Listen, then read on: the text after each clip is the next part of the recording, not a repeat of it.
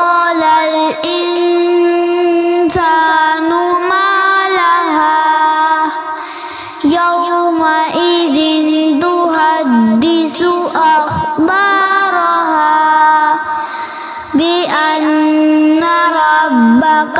أوحى لها يومئذ يصدر الناس أشتاتا ليروا أعمالهم فمن يعمل مثقال ذرة خيرا يره ومن